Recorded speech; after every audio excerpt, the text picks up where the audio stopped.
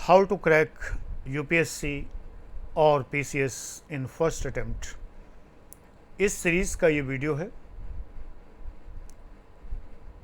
वादे के मुताबिक हाजिर हूँ। अधिक से अधिक व्यूज़ दीजिए, अधिक से अधिक सब्सक्राइबर बढ़ाइए। जितना अधिक से अधिक सब्सक्राइबर बढ़ाएंगे, जितने व्यूज़ देंगे, उतना ही मैं मोटिवेट होऊंगा आपको अधिक से अधिक बताने के लिए। पिछले वीडियो में सम्राट अशोक पर कुछ फैक्ट्स बताए थे। रेफरेंसेस मैं बता चुका हूं, इसलिए रेफरेंसेस नहीं दोहराऊंगा। मैं doctor Anand Pradikshit, retired assistant commissioner, retired treasury officer, retired professor और बहुत कुछ, ईश्वर की कृपा आप तक पहुंचाने के लिए देव निर्माल्य हैं ये वीडियोस, ईश्वर को समर्पित हैं। सम्राट अशोक ने कहाँ कहाँ राज किया, भंडारकर बड़े मज़े से चुटकी लेते हैं, बड़े प्रसिद्ध लेखक हैं। मैंने अपने पीसीएस के ज़माने से ही इनको पढ़ा है, बाद में तो पढ़ा ही पढ़ा बहुत कुछ, कि अशोक कहाँ कहाँ राज करते थे। सम्राट अशोक सम्राट हैं तो अशोक करता था, आता था, जाता था, इस तरह नहीं बोलना चाहिए। चाहे अशोक हों या अकबर हों या मोहम्मद तुगलक हों या शेरशाह सूरी हों, सम्राटों के नाम को सम्मान से ही लेना चाहिए, क्योंकि चाहते न चाहते हम लोग प्रजा हैं, रहे हैं हमारे पुरखे। एनीवे, इस पर कोई मैं टिप्पणी नहीं करूंगा, आगे चलता हूं। सम्राट अशोक लिखते हैं, मैंने ये प्रबंध किया है कि प्रत्येक समय और प्रत्येक स्थान पर, अब इसमें वो स्थान छिपे हुए हैं जहाँ जहाँ सम्राट अशोक अपनी दिनचर्या में रहा करते थे। मैं चाहे भोजनशाला में होऊं अथवा रनिवास में होऊं, चाहे गर्भागार में होऊं यानी बहुत ही अंदरूनी कमरे में, चाहे अश्वशाला में होऊं, पशुशाला में होऊं या विनीत में होऊं। विनीत, ये एग्ज़ाम का क्वेश्चन है प्री का। विनीत में होऊं यानी घोड़े की पीठ पर। विनीत वो स्थान है, घोड़े की पीठ पर कई बार आदमी आगे को झुक जाता है तो उसको विनीत भाव कहा जाता है। हालांकि वो तन के चलता है, लेकिन जैसे ही घोड़ा आगे बढ़ता है तो तन जाता है, और घोड़ा थोड़ा रुकता है तो आगे झुक जाता है। बहरहाल इसको विनीत भाव कहा गया। या बगीचे में होऊं, सभी जगह प्रतिवेदक को मेरे समक्ष उपस्थित होने की अनुमति है। प्रतिवेदक एक और क्वेश्चन का पॉइंट है। शाही पेशकार यानी रॉयल स्टेनोग्राफर। तो सम्राट अशोक ने एक अपने वाक्य में ये बात लिखी है कि कैसे कैसे वो समय गुजारा करते थे। तो उन्होंने ये प्रबंध किया है, यानी कि ये किया था कि मैं कहीं भी हूँ, मैं जनता के काम से मिलूँगा। शिला प्रज्ञापन 1 में सम्राट अशोक कहते हैं, जब ये लेख लिखवाया गया तो केवल 3 जीव ही मारे जाते हैं, शेष जीव हत्याएं बंद करा दी गई हैं। ये 3 जीव भी भविष्य में नहीं मारे जाएंगे। 2 मोर और 1 हिरन मारे जाने की अनुमति थी प्रज्ञापन 1 में, यानी एडिक्ट नंबर 1 में। आप लोग ये ढूंढिए कि एडिक्ट नंबर 1 कहाँ है, यानी कि अशोक का प्रथम शिलालेख किस जगह पर स्थित है, ये आप खोजिए, मैं तो बता ही दूंगा।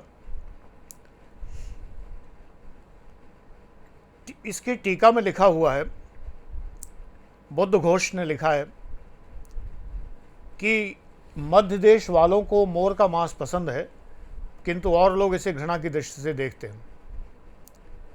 तो इसलिए सम्राट अशोक ने बहुत दिनों तक मोर का मांस नहीं छोड़ पाया, बाद में वो भी छोड़ दिया। कट्टर निरामिष भोजी होने के लिए सम्राट अशोक प्रतिबद्ध और कटिबद्ध थे।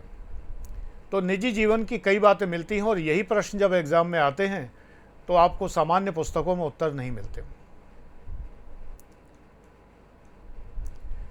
मैंने सैकड़ों पुस्तकों से हिस्ट्री की बात कर रहा हूँ, अपने विस्तृत नोट्स तैयार किए कक्षा में पढ़ाने के लिए।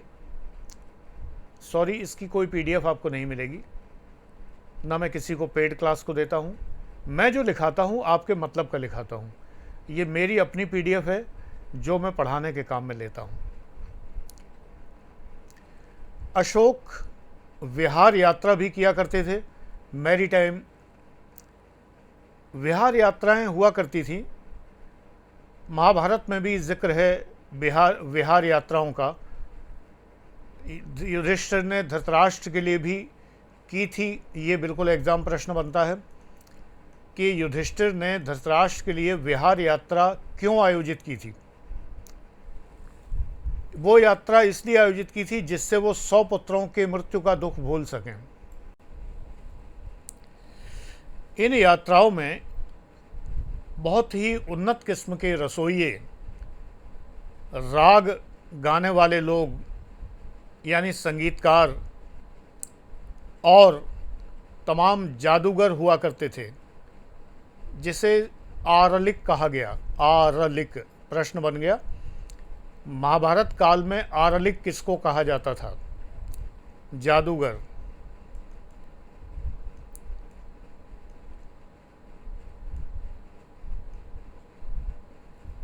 तो शिकार भी किया करते थे, सैनिक भी साथ ले जाते थे, स्त्रियों से घिरे रहते थे, इसके बिना तो आनंद हो ही नहीं सकता था।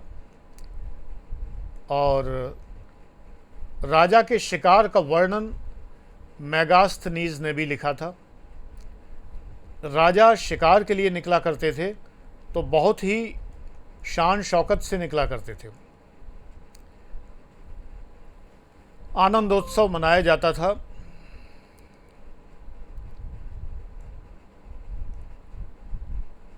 शिकार के समय भी राजा युवतियों से घिरे रहते थे। शस्त्र सज्जित युवतियां उनके चारों ओर रहती थीं और वे युद्ध कला में भी निपुण होती थीं। याद करिए, कैकेयी ने दशरथ को बचाया था युद्ध में, इसीलिए वरदान मांगने का वचन ले लिया था। तो महिलाएं भी बड़ी ही कुशल योद्धा हुआ करती थीं। और जैसा कि हम देखते हैं कि इतिहास में अनेक महिलाएं युद्ध कला में निपुण हमें नज़र आती हैं, चाहे वो देवी अहिल्या हों या कित्तूर की रानी चेन्नम्मा हों। तो ये युवतियां जो अस्त्र शस्त्र सज्जित राजा के चारों ओर होती थीं, ये राजा की बहुत ही ख़ास सेनापति टाइप की हुआ करती थी, मतलब सैनिक जैसी हुआ करती। सेनापति तो होते ही थे अलग से, एक कुशल सैनिक की तरह। ये आमोद प्रमोद के लिए नहीं थी, वो तो अलग डेरे में होती थी जहाँ राजा विश्राम करते थे। दुष्यंत की शिकार यात्रा का वर्णन भी है और उनके साथ धनुर्धारिणी यवन स्त्रियां रहा करती थीं। यवन स्त्रियां कालिदास ने अभिज्ञान शाकुंतलम में लिखा है। यवन यानी ग्रीक। तो मैं कुछ सोच रहा था, ऐसी चीज़ें आ गई। सशस्त्र महिलाओं से मुझे याद आया कि जो मध्यकाल में तातार स्त्रियां रखी जाती थीं, तातार एक कौम थी। ये स्त्रियां बिल्कुल मनोहारिणी वाली बात नहीं थी, इनमें सौंदर्य और कोमलता नहीं थी। ये बड़ी कठोर और बहुत ही क्रूर स्त्रियां हुआ करती थीं। ये रनिवास के चारों ओर तैनात की जाती थी, अंतःपुर के चारों ओर यानी हरम के चारों ओर, जिससे रानियां इधर उधर एक्स्ट्रा मैरिटल अफेयर्स न बना सकें, इसलिए रखी जाती थी। तो अभिज्ञान शाकुंतलम की बात हमने की अभी। तो यवन स्त्रियां रहती थीं। अब ये प्रश्न बन सकता है कि यवन स्त्रियां इनमें से किस राजा के चारों ओर उसकी रक्षा के लिए रहा करती थी? तो दुष्यंत के चारों ओर। अच्छा, इन तमाम विवरणों में एक शब्द समाज इस्तेमाल हुआ है। समाज का अर्थ होता था प्रबुद्ध समाज, संपन्न समाज। कलिंग के राजा खारवेल का एक अभिलेख है। ये कहते ही अगर आपके मस्तिष्क में हाथी गुम्फा अभिलेख नहीं आता, कहीं हाथी गुफा लिखा होता है लेकिन ये हाथी गुम्फा है, हाथी गुम्फा अभिलेख अगर नहीं आता तो अभी आपकी तैयारी पूरी नहीं। इसमें कलिंग के राजा खारवेल के आनंदोत्सव की बात की गई और समाज आयोजन की बात की गई। उत्सव को समाज कहा जाता था। गौतमी पुत्र शातकर्णी के बारे में भी नासिक के एक गुफा लेख में ये कहा गया, गौतमी पुत्र शातकर्णी। मेरे मुंह से इस समय लगातार फैक्ट झड़ रहे हैं, बटोर लो और मैं उतने ही मोती दूंगा जिनसे माला बन सके। समझ रहे हैं ना? ये वो चिल्का झील के मोती नहीं है, नकली वाले ठगने के लिए जो बेचते हैं वहाँ लोग, वो मोती नहीं है, ये असली मोती हैं, शुद्ध मोती। और मैं हूँ डॉक्टर आनंद प्रदीक्षित। कमिश्नर ऐसा नर होता है जो बाकी नर नारियों पर राज करता है। वो रहा हो, असिस्टेंट कमिश्नर अपॉइंट हुआ था। बीच बीच में थोड़ा बता देना चाहिए ना, उम्मीद है कुछ नए लोग जुड़ेंगे तो उन्हें भी तो पता चले कि हमारे सामने इतनी नई नई बातें बताने वाला ये व्यक्ति है कौन, इसकी क्या ऑथेंटिसिटी है। यूट्यूब पर आपको कोई नहीं बताएगा मेरी ऑथेंटिसिटी क्या है अपनी। जितने यूट्यूबर है कोई नहीं बताता कि मैं ये हूँ वो हूँ। ये बताना ज़रूरी है। यदि मैं कोई बात कहता हूँ तो मैं अपनी ऑथेंटिसिटी और आइडेंटिटी दोनों बताऊँ कि मैं ये हूँ और मुझे ये कहने का अधिकार है, तभी।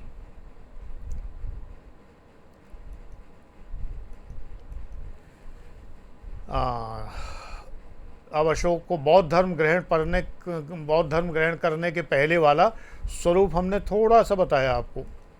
चलो थोड़ा और बताते हैं।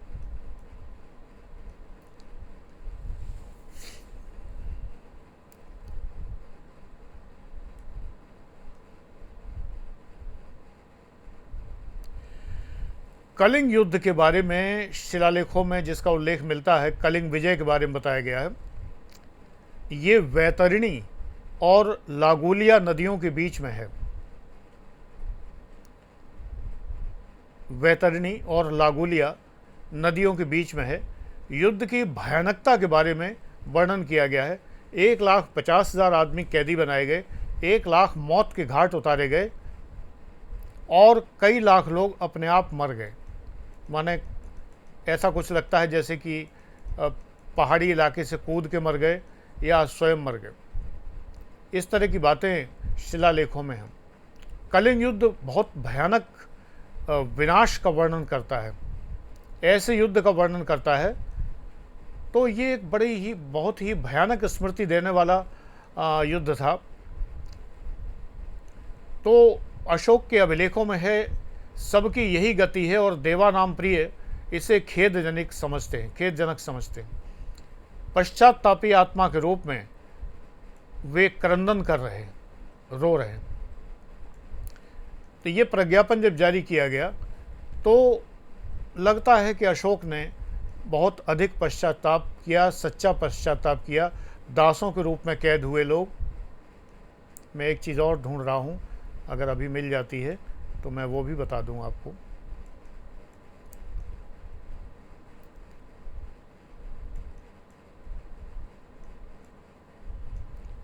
कभी कभी पीडीएफ जल्दी से खिसक जाती है ना, तो कुछ चीज़ और बतानी होती है, वो निकल जाती है।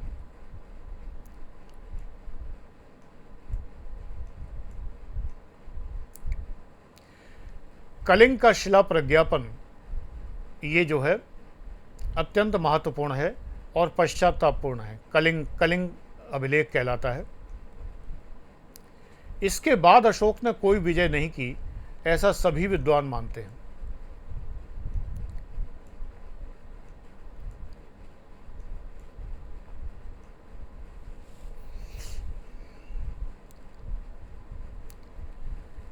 एक सीमांकन आ रहा है मेरे मस्तिष्क में।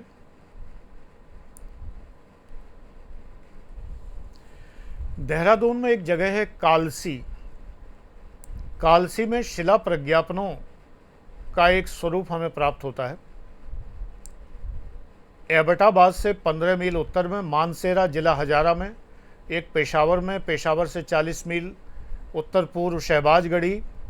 ऐसे तमाम अभिलेख हैं जो ये बड़े महत्वपूर्ण हैं।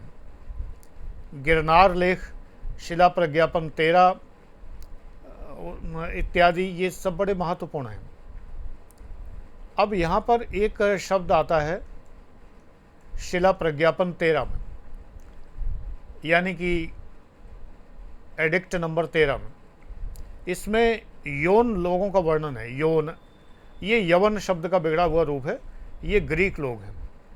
तो अगर ये पूछा जाए कि यौन कौन है शिला प्रज्ञापनों में, तो ये ग्रीक लोग हैं, ग्रीस के रहने वाले यूनान।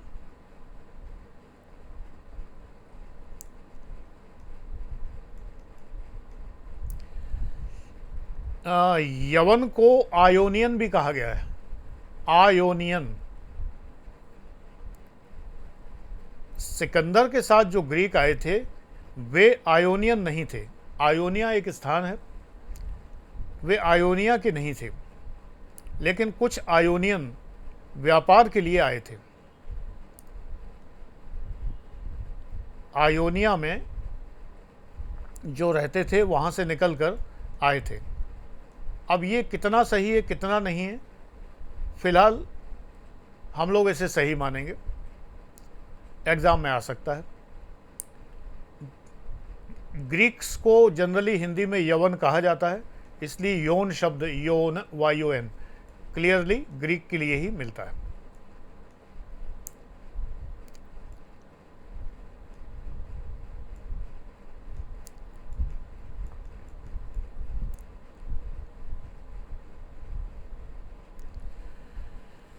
अशोक का एक सब डिवीज़न उपजिला मुख्यालय, तहसील कह सकते हैं, ये मानसेरा के पास में रहा होगा, क्योंकि वहाँ 14 के 14 प्रज्ञापनों की एक कॉपी मिली है, मतलब उनकी स्क्रिप्ट मिली। एक सब डिवीज़न रहा होगा मानसेरा के पास में। हजारा ज़िला भी शामिल रहा होगा। सेनार्ट का ऐसा मानना है, और हमारे पास फ़िलहाल सेनार्ट के मानने को कैंसिल करने के लिए कुछ ऐसी कोई ख़ास प्रमाण हमारे पास नहीं है, तो हम इसको सही मानते हैं। आप भी मानिए। मानसेरा अशोक के राज्य के बाहरी इलाके में स्थित एक प्रमुख नगर था। मानसेहरा भी कहते हैं, मानसेरा भी कहते हैं।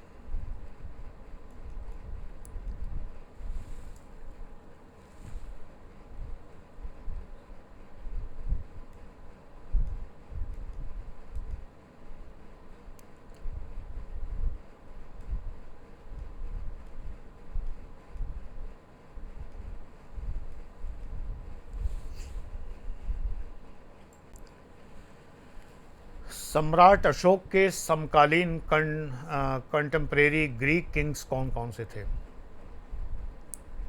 अशोक के पड़ोसी। प्रज्ञापन 13 में है, ये 13 में, यानी ये शिलालेख नंबर 13 में है, रॉक एडिक्ट 13 में। अतियोक, ये नाम नोट करके रखिए, ATIYOK, अतियोक। तुरमाय, TURMAY, तुरमाय। अतेकिन, मग, अलिकसु, ALIKASU, अलिकसु। बहुत स्टैंडर्ड बुक से बता रहा हूँ, भंडारकर की अशोक। इससे बेहतर बुक अशोक पर नहीं है कोई भी।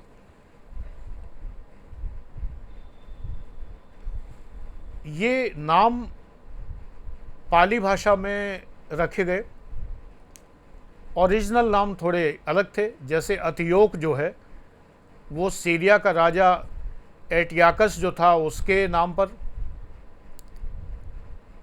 तुरमाय टॉलेमी सेकंड के नाम के आधार पर पाली नाम है तुरमाय टॉलेमी। ऐसे ही कुछ और भी हैं।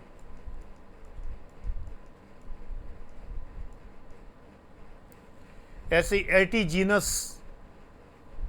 एटीगोनस से बन गया, ग्रीक राजा हुआ करता था।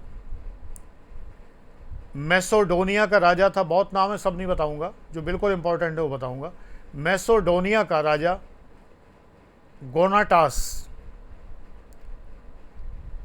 भी आसपास का ही है, और करीब 25-26 नाम लिखे हैं, उनकी ज़रूरत नहीं। कभी कोई नाम पूछ दिया जाए, ये महत्वपूर्ण राजा थे।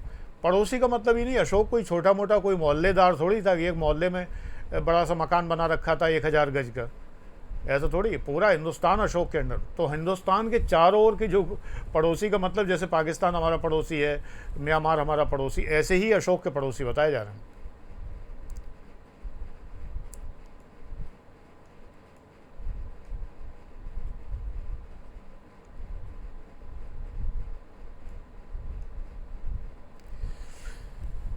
अच्छा, अगर ये पूछा जाए कि अशोक के ये प्रज्ञापन किस साल में लिखाए गए, तो इनका उत्तर है, सेनार्ट ने कहा है, सेनार्ट, कि ये जो प्रज्ञापन है सम्राट अशोक ने अपने गद्दी पर बैठने के 14वें साल में लिखवाए। 14वें साल में। विवाद तो सब जगह होता है, लेकिन ये मान्य मत है, ये माना जाता है।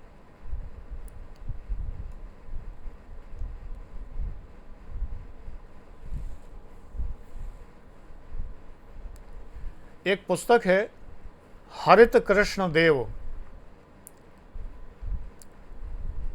की लिखी हुई, हरित कृष्ण देव लेखक हैं, हरित कृष्ण देव, अशोकाज धम्म लिपीज, रिलीजियस स्क्रिप्ट्स ऑफ अशोका। इसमें बहुत कुछ वर्णन है, आपके काम के आपको दे दिए जाएंगे। फिलहाल आज का वीडियो यहीं तक, अगले में फिर मिलते हैं। चैनल सब्सक्राइब ज़रूर करिए, और जो घंटे का बटन होता है वो भी दबाइए, जिससे आपको पता चल जाए कि वीडियो अपलोड हो गया है। व्यूज़ ज़्यादा से ज़्यादा दीजिए, एक एक वीडियो को कई बार देखना चाहें देखिए, कोई समस्या नहीं है, क्योंकि आपको ये सब चीज़ें लिखनी हैं। सब्सक्राइबर्स बढ़ाइए और मुझसे हज़ारों गुना पाइए, बिल्कुल निःशुल्क। Thank you.